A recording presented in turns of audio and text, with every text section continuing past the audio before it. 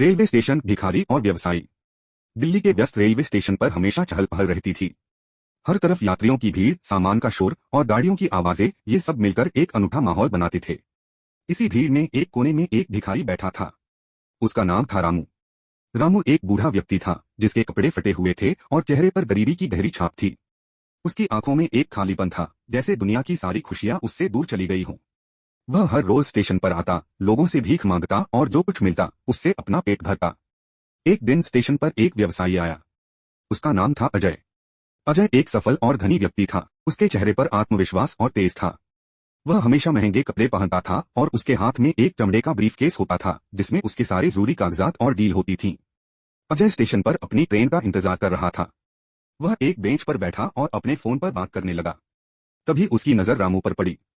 रामू एक कोने में बैठा हुआ था और उसके सामने एक कटोरी रखी हुई थी जिसमें कुछ सिक्के और थोड़ी सी रोटी पड़ी थी। अजय को रामू की हालत देखकर थोड़ी दया आई। उसने सोचा, यह आदमी कितना गरीब है, इसके पास खाने तक के लिए कुछ नहीं है। उसने अपने पर्स से कुछ रुपए निकाले और रामू की तरफ बढ़ा। रामू ने ऊपर देखा और अजय को पहचान लिया। वह पहले भी उसे कई बार स्टेशन पर देख चुका था। अजय ने रामू को रुपए दिए और मुस्कुराया। रामू ने रुपए लिए और अजय को धन्यवाद दिया, लेकिन उसके चेहरे पर कोई खुशी नहीं थी। उसकी आंखों में वही खालीपन था जो हमेशा रहता था। अजय अपनी ट्रेन का इंतजार करने लगा। उसने सोचा, मैंने इसकी मदद तो की, लेकिन क्या ये काफी है? क्या इन रुपयों से इसकी जिंदगी बदल जाएगी? उसके मन में कई सवाल उठ रहे थे। ट्रेन आ गई। अजय डिब्बे में चढ़ा और अपनी सीट पर बैठ गया। उसने खिड़की से बाहर देखा। रामू अभी भी वहीं बैठा हुआ था, अपनी कटोरी को घूर रहा था। अजय ने सोचा, मुझे कुछ और करना होगा। सिर्फ रुपए देने से काम नहीं चलेगा। उसने अपने दिमाग में एक योजना बनाई। अगले दिन अजय फिर से स्टेशन पर आया। उसने रामू को ढूंढा और उसके पास गया। रामू, अजय ने कहा, मैं तुम्हें एक काम देना चाहता हूँ। रामू ने आश्चर्य से उसकी तरफ देखा। काम? मैं क्या काम कर सकता हूँ? तुम स्टेशन पर यात्रियों को उनके सामान उठाने में मदद कर सकते हो, अजय ने समझाया। इसके बदले मैं तुम्हें पैसे दूंगा। तुम मेहनत करोगे और तुम्हें पैसे मिलेंगे। रामू थोड़ा हिचकिचाया। उसने पहले कभी काम नहीं किया था। उसे डर था कि वह यह काम नहीं कर पाएगा। डरो मत, अजय ने कहा, मैं तुम्हें सिखाऊंगा। तुम बस कोशिश करो। रामू मान गया। अजय ने उसे कुछ यात्रियों को सामान उठाने में मदद करने के लिए कहा। शुरुआत में उसे थोड़ी परेशानी हुई, लेकिन धीरे धीरे वह इस काम में माहिर हो गया। अजय ने रामू को एक नया सेट कपड़े और एक जोड़ी जूते भी दिए। रामू अब पहले से थोड़ा बेहतर दिखने लगा था। उसके चेहरे पर भी थोड़ी चमक आ गई थी। रामू हर रोज काम करता था।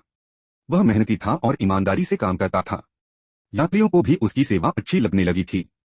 कुछ महीनों के बाद रामू ने अजय से कहा, अजय जी, मैं अब अपना खुद का छोटा सा व्यवसाय शुरू करना चाहता हूँ। मैं स्टेशन पर एक छोटी सी चाय की दुकान खोलना चाहता हूँ। अजय खुश हुआ। यह बहुत अच्छा विचार है रामू, मैं तुम्हारी मदद करूंगा। अजय ने रामू को दुकान खोलने के लिए पैसे दिए और उसे सभी जरूरी सामान खरीदने में मदद की। रामू ने स्टेशन पर एक छोटी सी चाय की दुकान खोली। उसकी दुकान जल्द ही लोकप्रिय हो गई। उसकी चाय स्वादिष्ट थी और वह हमेशा मुस्कुराता रहता था। यात्री उसकी दुकान पर चाय पीने और बातें करने आते थे। कुछ सालों के बाद रामू की चाय की दुकान एक सफल व्यवसाय बन गई। उसने एक बड़ा घर खरीदा और अपने परिवार को अच्छी जिंदगी दी। अजय ने रामू की सफलता देखी और उसे बहुत खुशी हुई। उसने रामू को एक अच्छा इंसान बनने और अपने सपनों को पूरा करने में मदद की थी। एक दिन अजय स्टेशन पर आया।